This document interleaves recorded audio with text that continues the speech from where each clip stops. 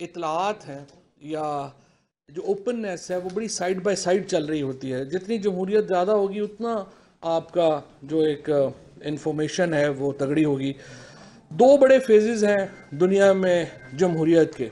पहला फेज़ जो था वो एंशियंट ग्रीक्स में शुरू हुआ, और ये जो डेमोक्रेसी का वर्ड है ये भी दो बड़े जो अल्फाज हैं आपको पता है उनसे मिलके बना। डेमन्स जो है वो उसको डेमोस जो था वो अवाम को कहते थे, और क्रेटोस जो है वो पावर को कहते थे। यानी अवामी ताकत जो है वो डेमोक्रेसी जो है वो उससे बनती है।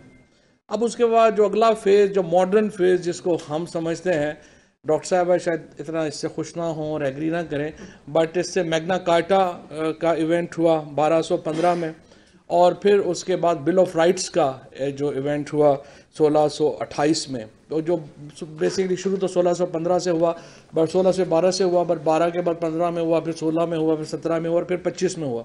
सो मैग्ना कार्टा और बिल ऑफ राइट्स, ये दो जो इवेंट्स हुए, इन्होंने ले डाउन किया मॉडर्न जो डेमोक्रेसी है उसको हमारे यहाँ। और जो मैग्ना कार्टा था उसमें पहली बार जो पार्लिमान थी उसने ये बात मनवाई कि बादशाह जो है वो कानून की नज़र में बराबर है। इससे पहले आप लोगों को, जो लोग आप में से हिस्ट्री पढ़ते हैं या इसकी जिनको थोड़ा शौक है वर्ड एवोल्यूशंस को देखने का, इससे पहले जो बादशाह थे, ये मैग्ना कार्टा से पहले जो तस्वर था, और हमारे हिंदुस्तान में तो खैर इससे बहुत बाद तक ये तस्वुर रहा, जिसको आप कहते थे कि जैसे अकबर बादशाह जो था उसके टाइटल में जो बाकी अलकाबात थे उनके साथ ज़िल्ले सुबहानी का लफ्ज़ भी शामिल था, शैडो ऑफ द गॉड।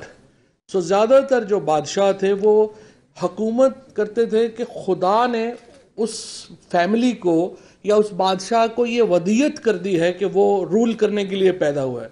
सो ज़िल्ले सुबहानी का जो डॉक्ट्राइन था, शैडो ऑफ द गॉड का जो डॉक्ट्राइन था, वो उसको लेके चलता था। बट मैग्ना कार्टा ने आकर के इस डॉक्ट्राइन को ख़त्म किया। फिर पहले यूके में बिल ऑफ राइट्स आया, फिर यूएसए में बिल ऑफ राइट्स आया, और उसके बाद जमहूरियत जो है वो आगे बढ़ती गई और चलती गई। पाकिस्तान उन चंद ममालिक में शामिल है, अगर आप हिस्ट्री उठा के देखेंगे बड़े ज़्यादा मुल्क नहीं हैं जो डेमोक्रेटिक प्रोसेस के ज़रिए एवोल्यूशन में आए हों, उनकी बुनियाद रखी गई हो। So Pakistan is one very rare example जिसकी बुनियाद ही जमहूरियत के ऊपर जो है वो रखी गई। और कायद-ए-आज़म मोहम्मद अली जिन्ना जैसे एक बड़े वकील ने, एक बड़े जो दानिश्वर है, उसने इसकी बुनियाद जो है वो रखी, और इसकी बुनियाद प्योरली जो थी वो डेमोक्रेसी के ऊपर जो है वो रखी गई। और ये जो एक और बड़ा इंटरेस्टिंग जो पाकिस्तान के जो क़याम की जो के साथ जो एक और कॉन्सेप्ट, जो यूनिवर्सल कॉन्सेप्ट है, जो बाद में ज़्यादा डेवलप हुआ, उस वक्त इतना डेवलप नहीं था, वो ये था कि डेमोक्रेसी का मतलब सिर्फ ये नहीं है कि मेजॉरिटी राइट्स को प्रिजर्व करना। डेमोक्रेसी का मतलब ये है कि जहाँ पे मेजॉरिटी की हुक्मरानी होगी बट मिनॉरिटीज़ के राइट्स जो हैं वो प्रिजर्व किए जाएंगे। So the classic definition of democracy जो 1215 में थी या फिर 1628 तक थी, वो चेंज हुई अब आकर के। पहले तो आ गया कि डेमोक्रेसी, पहले तो बादशाह हुकूमत कर रहे थे शैडो ऑफ द गॉड के नज़रिए के ऊपर, फिर जमहूरियत आ गई और कहा गया अक्सरियत की हुकूमत होगी। अब अक्सरियत की हुकूमत वाला कॉन्सेप्ट भी ख़त्म हो गया और कहा गया कि हुकूमत जो है वो अक्सरियत करेगी लेकिन वो मिनॉरिटी राइट्स को वायलेट नहीं करेगी। तो ये एक तीन बड़े फेजेस हैं जो कि जमहूरियत में आए। और अब जो तीन बुनियादी आप समझें कि जो पिलर्स हैं जिसके ऊपर डेमोक्रेसी खड़ी है, वो ये तीन जो आज यहाँ पे लिखे भी हुए हैं, यानी रूल ऑफ लॉ होगा, पार्टिसिपेटरी जो पार्टिसिपेटरी होगी, और तीसरा यह है कि आप बेसिक ह्यूमन राइट्स, जिस तरह डॉक्टर साहब ने, जो डॉक्टर शहरी मज़ारी जो बात कर रही हैं और जिसके ये मिनिस्टर भी हैं, बेसिक ह्यूमन राइट्स को हुकूमत वादा करेगी, आइन वादा करेगा कि वो प्रिजर्व करेगा। सो तीन बुनियादी पिलर्स हैं, अगर इन पिलर्स में से एक भी मिसिंग है तो जमहूरियत इम्परफेक्ट हो जाती है। अगर रूल ऑफ लॉ नहीं है, जमहूरियत इम्परफेक्ट है।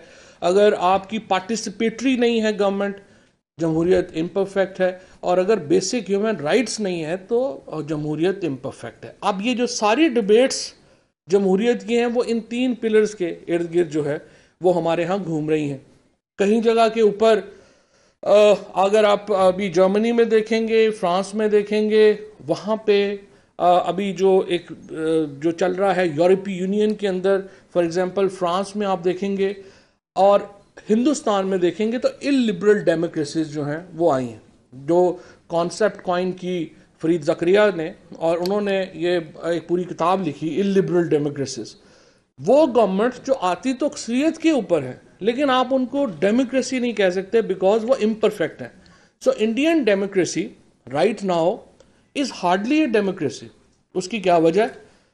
हिंदुस्तान के अंदर जो मुसलमानों के साथ हो रहा है, जो मिनॉरिटीज के साथ हो रहा है, वो हिंदुस्तान को जमहूरियत की क्लासिक डेफिनेशन से हटा देता है।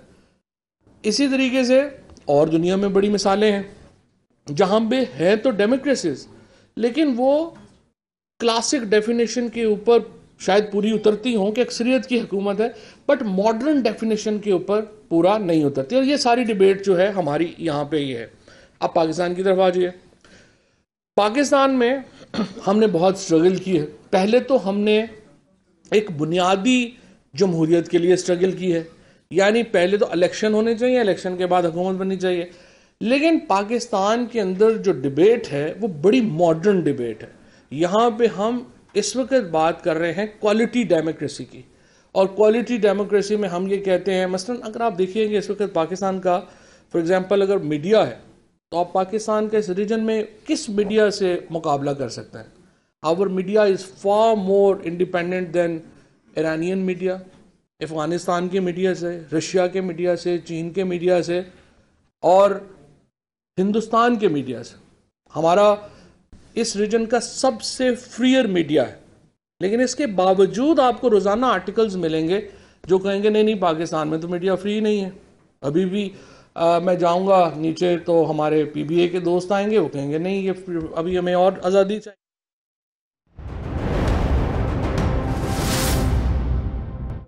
इतलात हैं या जो ओपननेस है वो बड़ी साइड बाय साइड चल रही होती है। जितनी जमहूरियत ज़्यादा होगी उतना आपका जो एक इंफॉर्मेशन है वो तगड़ी होगी।